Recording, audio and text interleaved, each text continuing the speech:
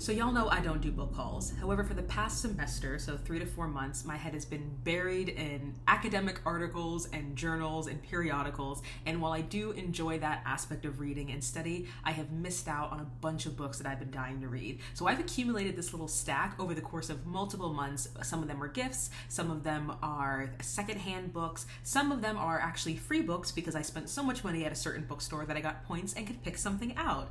So this is a little book haul of books that I am desperately hoping to get to once I graduate with my degree, which, fingers crossed, everything going as planned, God willing, inshallah, will be on May 4th. So let's get into it. The first book I want to talk about is The House of the Spirits by Isabel Allende. Now, you may recognize this name if you've been watching my channel for a bit because I raved about her book in, I think, January of 2021, Daughter of Fortune. And the reason I chose this book is, one, this is actually her first novel. It was actually rejected from a bunch of publishers before finally being published and ended up being one of the best-selling books of 1982. So the reason I chose that was not only because of the history, but because I wanted to read something intergenerational. And this story follows the Treba family, and mainly two characters, Esteban and Alba. And what's interesting about this book is that, one, it spans multiple generations, tracking through the history of Chile and tracking through the history of this family. But apparently, because I try not to read too much about it because I don't want to be spoiled, it also contains elements of magical realism, which I really, really like. And I wish I could define, but every time I think I have like a solid definition or I've heard a solid definition, I can think of another piece of media, whether it's book, play, or movie, that doesn't fit that, but we all kind of agree is magical realism, if that makes sense. So I'm very excited for this. This does have a different translator than the woman who translated Daughter of Fortune. So we'll see how that plays out. There were certain translation choices in Daughter of Fortune that kind of tipped me off that it was a translation, if that makes sense. And I've been wanting to read more translated works this year particularly, but I'm trying to find that balance between, I don't want to prioritize who a translator is over the author themselves. However, thinking specifically of Helene when she read Dante's Inferno, sometimes the translation can have a huge effect on your experience of the text. Now, in that case, that was, an epic poem. This is a novel. But as I delve into more works that are in different languages, I'm trying to be mindful of that. But overall, well, first of all, I love this cover. Like, I love these kind of older style, almost illustrated-like covers. See this beautiful image on the back of these two women, so I'm very excited to learn about their relationship. But yeah, this is The House of Spirits. Next, we have a nonfiction text, Come As You Are, the surprising new science that will transform your sex life. Come As You Are, the lovely zipper vagina motif.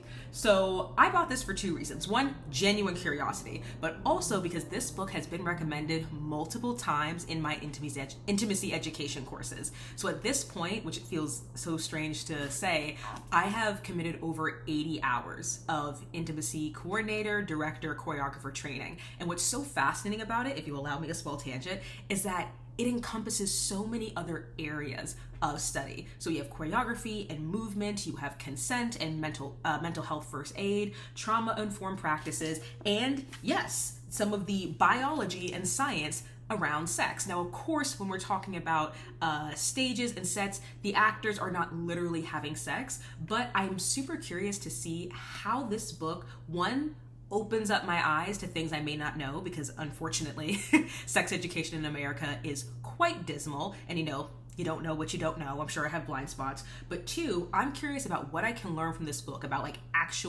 the science behind actual intercourse and sex that will allow me to be a better intimacy educator and allow me to hopefully one day better choreograph scenes and certain stagings in order to tell a specific story that happens to involve some sexual content. So Come As You Are. I also think that Akana may have read this book. I'm pretty sure the first time I saw this was actually in one of her YouTube videos. And so when one of my instructors brought it up again, I was like, okay, definitely need to come back to this. Next, we have Song of Solomon by Toni Morrison. And yes, I should give you a summary, but what makes me laugh about this book is that this is one of the few Toni Morrison books where I knew the last line before I knew the first line, because I had heard it so many times. And despite the fact that I actually haven't read this, or at least sometimes I get confused. If I have read this, it was years and years and years ago, but I'm not sure, but I know the last line. And it gets me even out of context. So I can't wait to see what it means in context. This version also has an introduction in which Toni Morrison talks about the first line of this book.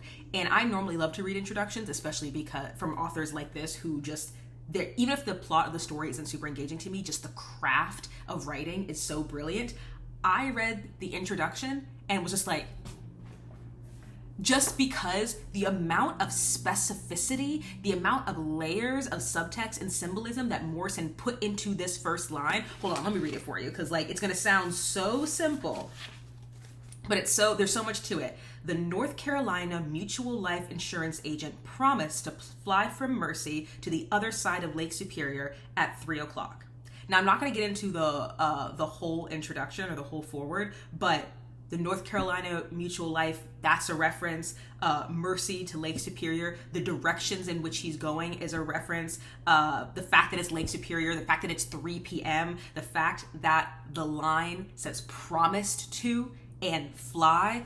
So I am so excited to delve into this. How do I'm just going to read the back of this simply because I don't want to spoil something that I feel is kind of a key element of the book that I happen to know simply because I've done research on it. So I normally don't like when people do this, so forgive me. But Milkman Dead was born shortly after a neighborhood eccentric hurled himself off a roof in a vain attempt at flight.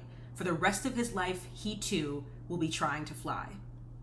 I wish all book summaries were 2 sentences and as interesting and provocative and concise as this. So y'all know I'm a fan of Toni Morrison. So far I have read Sula and Beloved and Mind of My Mind and God Help the Child. I cannot wait to go through her entire catalog, and I'm very excited for this to be the next one. Next, we have Her Body and Other Stories. So I picked this book up because I have been dying to read more short stories. The last short story collection I read, or rather reread, was Bloodchild and Other Stories by Octavia Butler and Skin and Other Stories by Roald Dahl. And I don't know, there's something about a short story that feels... Well, to borrow from Octavia Butler, sometimes a short story is harder to write because you have to tell a complete story and say everything you want to say in a specific amount of time. But also I sometimes feel that short stories are harder to read because you only get a limited amount of time with this story, and there is so much that is left unsaid. But I've been wanting to read more short stories. I have read the first short story in this book, which is called The Husband Stitch, which, if you're unfamiliar with that, the husband stitch is a stitch that a doctor will make in a woman's vagina. Not the stitches that a woman may need if she tears during childbirth, but an additional stitch to make it tighter for the sexual pleasure of the husband. So already an amazing title. That story alone knocked me on my ass. And this image of kind of like the beneath the skin, the tendons, the bones of a chin and a neck and shoulders with this green ribbon around it, this is a specific reference to the first story in this book. I don't know if this image will reference other stories yet, because I said I've only read one, but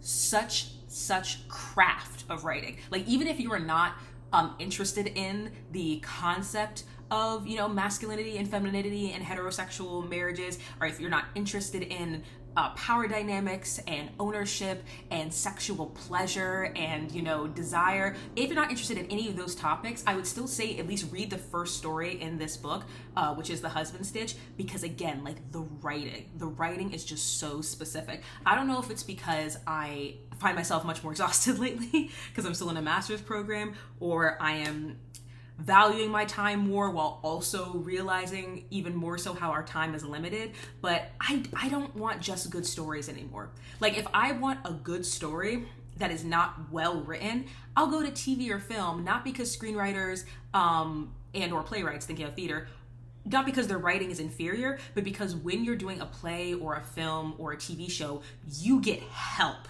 You get help from the actors and the director and the sound design, the costume design and the set design and the cinematography. Like, it is such a huge collaborative effort.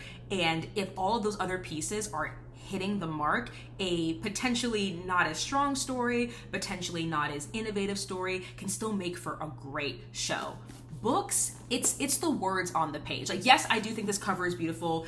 Yes, I love books that are, what's the opposite of hardcover? Paperback, but not like super floppy. Like, I like that this feels sturdy. Yeah, all of those things tie into the experience for some people. But it's the words themselves, the words on the page. They're first, last, and everything. And after reading the first story in this collection, I am extremely excited for the rest of them. So I hope they do not let me down. Her Body and Other Stories. Next we have Mixed by Angela Nissel, My Life in Black and White. Now this was a gift, and to be frank, I'm not super excited about it. The reason I'm not super excited about it is not because I'm not interested in a funny coming of age memoir about growing up mixed race in Philadelphia and going to college and dating, all these things. I find those types of memoirs to be potentially pretty interesting. The reason I'm not super interested in this is because, again, I'm becoming so much more mindful, not in a morbid way actually, but quite a joyful way, of how limited my time is. And right now, I personally am not interested in reading stories that are centered around the fact that someone is mixed race. And let me be very clear. This woman, Angela, has the same amount of black parents as I do. One, I'm in no way implying that her story shouldn't be shared. I'm in no way implying that, mixed experiences or the experience of mixed people are not as interesting. It's just right now, in this place in my life, this type of story, not just her, I've never read anything by her and this was actually a gift, this type of story is not a priority for me. So I'm going to keep it because I don't want to get rid of it without giving it a chance, and it was a gift from someone I love and respect, so I do want to give it a chance eventually. Apparently Halle Berry found it hilarious, but this is just, it's not piquing my interest right now. Another gift I got was the story of Dietrich Bonhoeffer. Now, this may not be as much of interest to you if you're not someone who is interested in religious figures, but this story actually happens during World War II, if the Nazi flags did not tip it off. And Dietrich Bonhoeffer, I think that's how you pronounce his name, please correct me if you're familiar with him, was a pastor and a professor who did something very radical for people of his station at the time. He opposed the Nazis. He opposed the Aryan supremacy, despite the fact that he absolutely fit it. He was pale and blonde and light eyes. He wrote a book called The Cost of Discipleship, which I would definitely want to read after this, because he wrote that, I think maybe less than a year before he was captured by the Nazis and executed.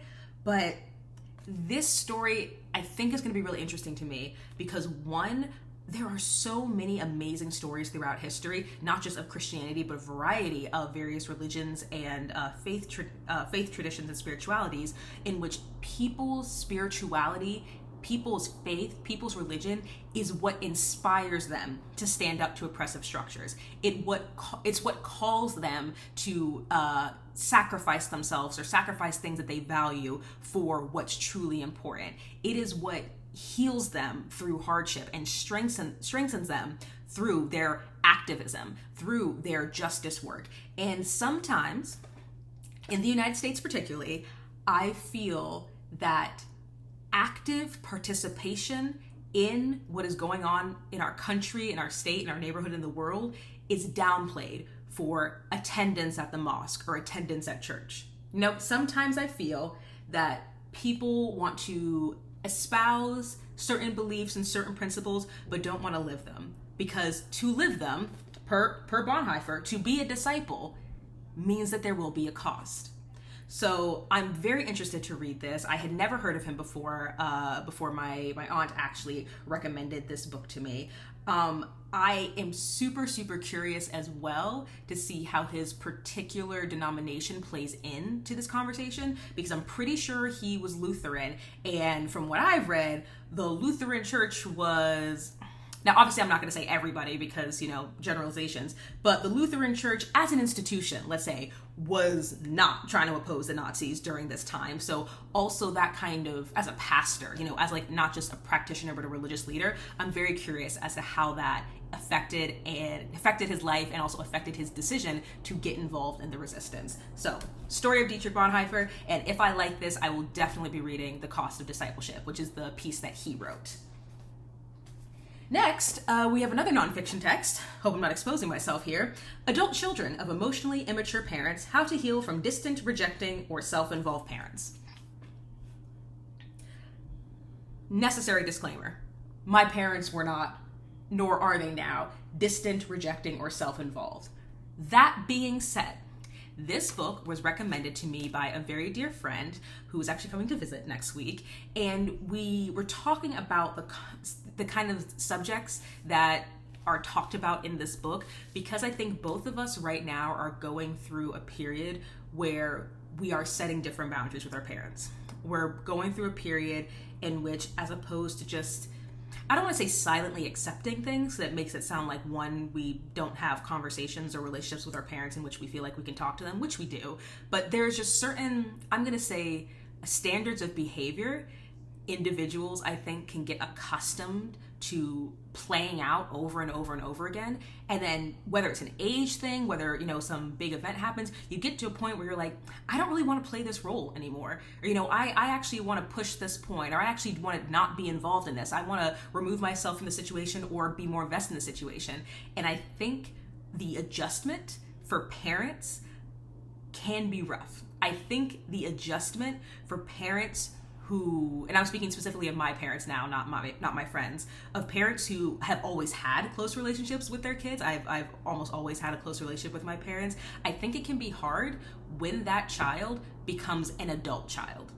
I think it can be hard for some parents to remember and recognize that while you knew every single thing about your kid when they were growing up, most likely, depending on your relationship, there reaches a point where you are no longer the person that knows your kid best. Depending on your relationship, you may not be as involved in your kid's life as you were when they were younger. And I think it's also an adjustment for some individuals to reach a point, and again, I'm not a parent, so this is pure speculation, but to reach a point in which they don't hold as much power or they don't hold as much sway as they used to. I am someone that loves going to the older people in my life for advice, like whether it's career or family or life. Like, I really, really treasure my intergenerational relationships. But there's a big difference between being like, hey, I want to share this situation with you and see what your thoughts are, and someone, who is a parent or a aunt or a family member, older cousin, trying to tell me, a fully grown 28 adult, what I need to do with my life. Do you get what I'm saying? So that's a very roundabout way of saying that I don't think my parents are emotionally immature, but I do think that there are techniques in this book that will help me in this stage of my life where we are navigating a new kind of relationship with each other. And even my friend who recommended this was like, yeah, not everything is going to apply to you because I know everything didn't apply to me, but apparently this book has actual bullet points and, personal stories and involved with the science. It has exercises to figure out how to work through certain conversations. I'm really looking forward to this. And also, even though I'm not someone who tends to be super invested in reviews, I scrolled through some of the reviews for this book and I was very heartened by the number of people who said that they use some of these techniques to have difficult conversations with their parents. So I'm hopeful about this. I'm hopeful about this in this stage of my life. Next, we have a very special one. This is Sisters of the Yam, Black Women and Self-Discovery by Bell Hooks. Now, I have read short form Bell Hooks stuff in terms of interviews and articles. I've never actually read a full book by Bell Hooks, which is criminal. So I was super excited when my aunt gifted this to me and actually said oh yeah, this is for you. And then I opened it. It's signed. It says Iraida, which is my aunt's name, love connects us, to my full name, Bell Hooks. I screamed when I saw this. To have a signed book by such an influential academic and author and thinker, I'm so excited. I'm so excited. And even if this isn't my favorite of her works, I know I'm definitely going to continue. And I think another reason this feels extra important to me, although my aunt did not know this at the time that she got this sign. Bell Hooks died a few years ago, but Bell Hooks has made certain statements about queer identity that deeply, deeply resonate with me, and I want to read to you one of them. Now, Bell Hooks identified as queer pas gay. Now, I'm not French, but that basically means queer, not gay. And she made a distinction between queerness and gayness. And the quote that I want to read is, she said during a lecture, she describes queer as not about who you're having sex with, but about being at odds with everything around it. As the essence of queer, I think of Tim Dean's work on being queer, and queer not as being about who you're having sex with, that can be a dimension of it, but queer as being about the self that is at odds with everything around it and has to invent and create and find a place to speak and to thrive and to live. When I read that for the first time, it resonated so deeply with me. I recognize that each individual person can be liberated by different things, and I recognize that that story can be quite individual, even in a larger framework of trends. But to hear this definition of queerness that is not solely about sexual identity, but also about the way an individual moves through the world, also about the way an individual has to invent places to thrive and speak, has to invest in the possibility of what can and cannot be. Again, I have not delved super deep into Bell Hooks' work. This will be my first book by her, so I don't really know if this sentiment plays out in a lot of her work. I don't know if she expands on it in other texts, and of course I went and looked up a bunch of Tim Dean stuff after that as well, but something about that statement really resonated me. When I thought about queer, not just as queer studies or queering the canon, when I thought about queer not just in regards to sexuality and gender, but queer as like this all-encompassing term of possibility. So that's a whole tangent, but I just got so excited when I saw this book and when I saw that it was signed. I would have been excited for the book regardless, but this is something I know I'm absolutely going to read soon and absolutely going to treasure. And finally, we have How Beautiful We Were. This was also a gift. I'm really excited for this book because it deals with an explicitly, again, intergenerational story. I've been really loving intergenerational stories, and it deals with themes of the environment. So as I understand it, this book is about a fictional community living in Africa. I don't know which country it is. I just know that it's fictional. And this group of people are fighting back against these oppressive systems that are in pursuit of, finances and power, are destroying the environment, are harming the individuals in this village who are causing disease and destruction. Like, it's something about the summary line, left with few choices, the people of Kasawa decide to fight back. The struggle will last for decades and come at a steep price. That got me. The struggle will last for decades and will come at a steep price. I don't know why I'm so invested in this idea of things not being transactional, but kind of, more of an alchemical cause and effect. I'm thinking about the sacrifice Bonhoeffer made. That really interested me. I have seen this book in bookstores before, but I knew nothing about it. I have no idea how popular it is. All I know is that my aunt absolutely adored it. She thought I would like it as well. I'm very interested in it, again, for the intergenerational story and for the emphasis on the relationship between capitalism, the environment, and individuals. But I think it's going to be a minute before I read this. Not because it's thick. Some of the other books are thick, but unfortunately, I have been ingesting a bit too much climate change doomerism on my timeline right now, and I don't know if I'm ready to delve into that in a fictional world. Something that has been really frustrating me lately, if I might take a tangent, about the conversations around climate change, is I'm hearing a lot of the same conversations that I hear about racism. And again, I'm an anti-racist facilitator. None of us as an individual can stop racism or end racism. Most of us do not have the institutional or financial or government power to make sweeping change. Yet I personally believe, or else I wouldn't do what I do every day, that each of us can still contribute a drop to the bucket. And while individual action may not change the world, collective action will. And I feel the same way about climate change. Yes, I am aware that a relatively small handful of companies are responsible for the majority of pollution. Yes, I am aware that we need to be putting significant effort into organizing and voting and pressuring politicians who have the power to make and enforce these legislations do their freaking jobs.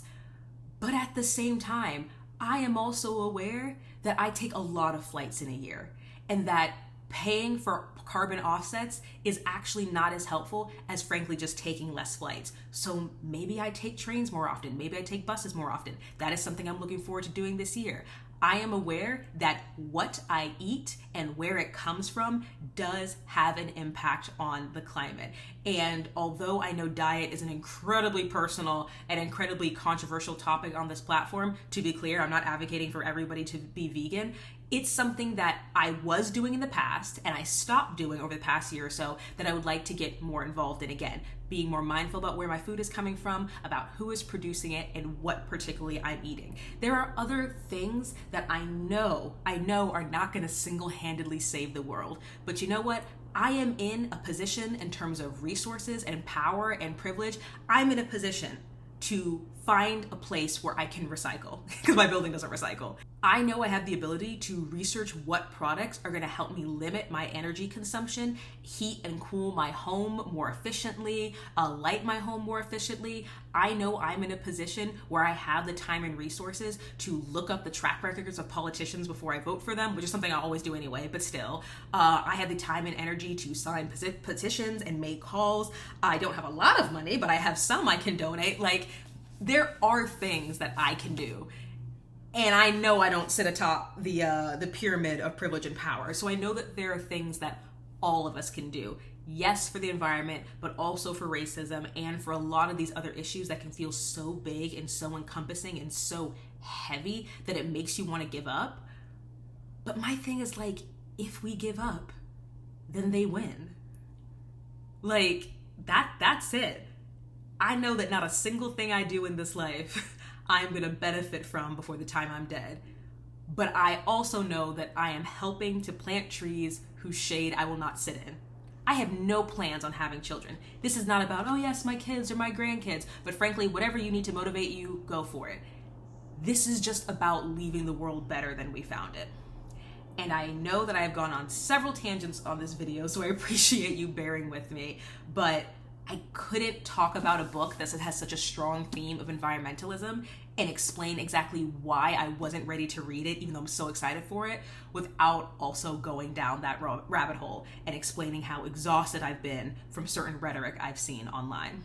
So these are all of the books that I have received as a gift or have purchased over the last few months. The majority of them I plan on getting to once I graduate, which is rapidly barreling down the train tracks, and my body, soul, spirit, mind, and essence are ready for it. But hopefully, I will see you all soon. Bye.